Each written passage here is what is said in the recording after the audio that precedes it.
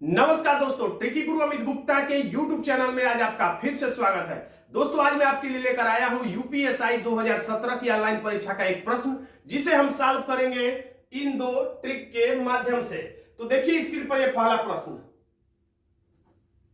देखिए इस प्रश्न में लिखा हुआ है एफ का विवाह जी से हुआ है। तो हम बना लेते हैं इसे, एफ का विवाह जी से हुआ है। तो जिसका विवाह यानी पति पत्नी वाला संबंध हम लोग ऐसे वृत्त कर देते हैं, और वृत्त का मतलब पति पत्नी का संबंध है, ये अपने समझने के लिए है। एफ का विवाह जी से हुआ, लेकिन इसमें कौन पुरुष है कौन महिला है ये हमें पता नहीं है, कौन पति है कौन पत्नी है हमें पता नहीं है फिलहाल में। अब लिखा हुआ जी से हुआ है जो। अब जो वाली ट्रिक का यहां पे इस्तेमाल होगा। जो का मतलब होता है दूसरा नाम। तो जहां पर लिखा हुआ है जो और जो से पहले जाएंगे तो यहां पे देखेंगे कि यहां पे लिखा हुआ है एफ का विवाह। देखिए जो से ठीक पहले जाएंगे तो लिखा हुआ है एफ का विवाह जी से हुआ है जो। तो पहला नाम ये है और दूसरा नाम ये है। तो जो का मतलब होता है ये दूसरा वाला नाम। तो अगर आपको समझने में दिक्कत हो रही तो जो को काट के ये दूसरा वाला नाम यहां पे लिख के और कामा करके आगे लिखा हुआ है एल की मां है, एल की मां है।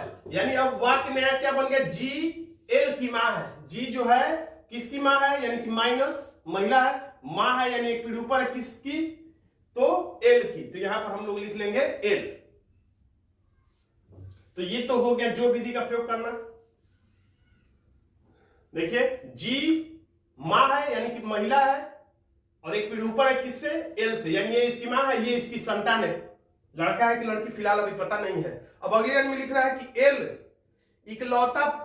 इकलौती पोती या नवासी, यानी इकलौती पोती है के की। अब लिखा है एल यानी किसको कह रहा है, एल क्या है पोती है। तो लिखने की जरूरत नहीं है लेकिन मैं समझाने के लिए लिख रहा हूं। पोती है किसकी, पोती का मतलब दो पीढ़ी नीचे। दो पीढ़ी नीचे किससे है, के की। तो पोती का मतलब होता है लड़के की संतान, यानी लड़के की लड़की, पुत्र की लड़की को पोती कहते हैं। तो किसकी पोती है ये, के की, यानी कि के पुत्र की। अब यहां पे पहले मैंने बताना भूल गया कि जब ये पता चले कि माइनस है तो यहां पर अब ये पता चल गया कि ये प्लस ही होगा, क्योंकि ये पत्नी है तो ये पति हो गया। यानी पता चल गया था कि ये प्लस है। तो यहां पर पुत्र के लड़की को पोती कहते हैं। अगर इस यहां पर हम लोग के लिख देंगे तो ये पुत्री की लड़की हो जाएगी, यानी कि नातिन हो जाएगी। इसलिए के को हम लोग यहां नहीं लिख सकते, यहां लिख सकते हैं। यानी के का ये पुत्र है और इन दोनों की ही ये लड़की है, इसलिए ये इसकी पोती हो गई।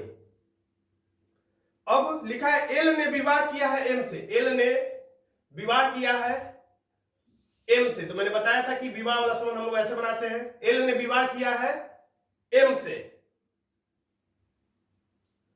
देखिए यहां पे पोती है यानी ये भी पता चल गया कि ये माइनस था और ये माइनस है तो यानी ये प्लस है, यानी ये पत्नी है ये पति है। अब प्रश्न पूछा जा रहा है कि एम का, तो मैंने बताया है दूसरा ये ट्रिक ये है का बराबर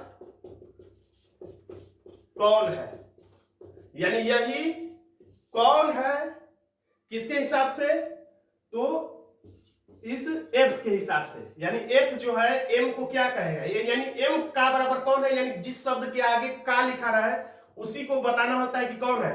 तो यहां लिखा है एम का, यानी एम कौन है किसके हिसाब से, तो एफ के हिसाब से। तो ये पति पत्नी है और इनकी ये लड़की है, तो दोनों ही की ये लड़की हुई, एफ और जी की ये लड़की है और लड़की के ये पति है। तो लड़की के पति को क्या कहते हैं, तो दामाद कहते हैं। इसलिए हमारा आंसर हो जाता है ए दामाद। तो दोस्तों आज का ये छोटा सा वीडियो आपको कैसा लगा कमेंट बॉक्स में जरूर लिखिएगा। अगर वीडियो अच्छा लगे तो वीडियो को लाइक कर दीजिएगा और आप मेरे चैनल पर नए हैं तो चैनल को सब्सक्राइब भी कर लीजिएगा, क्योंकि इसी तरह के नए नए ट्रिकी वीडियो में हमेशा समय समय पर लाता रहता हूं। धन्यवाद दोस्तों।